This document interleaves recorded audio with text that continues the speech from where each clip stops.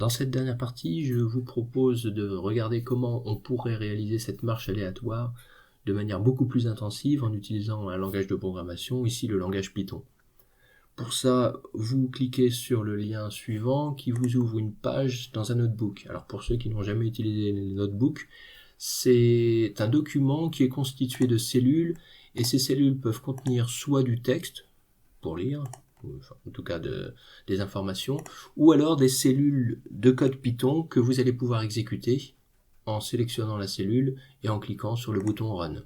Une fois que la cellule est exécutée, vous devez avoir un numéro ici qui vous indique qu'il s'agit ici de la première cellule qui a été exécutée. En regardant ce document, on voit que le micro-web est implémenté de la manière suivante, c'est-à-dire que on va repérer pour chaque page la liste de ses successeurs. Si vous vous souvenez, ça ressemble beaucoup à la notation JSON qu'on avait vue dans le premier thème. Et donc la page A a ici 4 successeurs, B les 3 successeurs, donc on retrouve les informations qui étaient fournies dans le document de travail. Avec l'algorithme PageRank, on va donc réaliser les mêmes étapes, c'est-à-dire que dans un premier temps, je vais réinitialiser tous les compteurs de visite. Je clique sur Run et vous voyez que pour chaque page, j'ai une valeur 0 qui est mise à côté.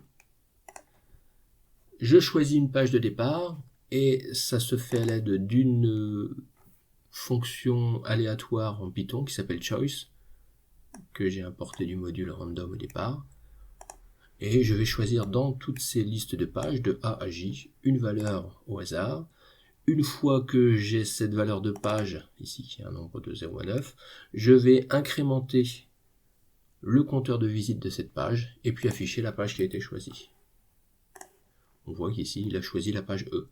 De même, dans l'étape 3, pour choisir un successeur aléatoire, je vais réutiliser cette variable successeur, et comme je suis parti de la page E, il va falloir qu'il me choisisse un successeur possible parmi J, F et H. On réutilise à nouveau la fonction choice, successeur de la page, et j'incrémente le compteur, et j'affiche la page. On voit qu'ici, il a choisi la page H. Je peux afficher le nombre de visites actuelles, et donc pour l'instant, il n'y a que la page E et la page H pour lequel le compteur est incrémenté. Et donc l'intérêt d'utiliser le langage Python, c'est qu'on va pouvoir mettre ça dans une boucle pour réaliser, par exemple, 1000 fois l'étape précédente. Donc pendant 1000 fois, je choisis à chaque fois le successeur de la page sur laquelle je suis et j'incrémente le compteur. À la fin, on affiche toutes les visites. Je vais vous laisser exécuter ça. On pourra même repartir depuis le choix d'une page de départ en faisant 100 fois un choix de départ, où à chaque fois, on va aller faire 1000 visites aléatoires, afficher le nombre total de visites, et au final, je vous donne le code pour trier pour toutes les pages le nombre de visites selon l'ordre décroissante. Vous pourrez donc, comme ceci, répondre à la page, quelle est la page la plus populaire, et rendre ça dans votre document réponse.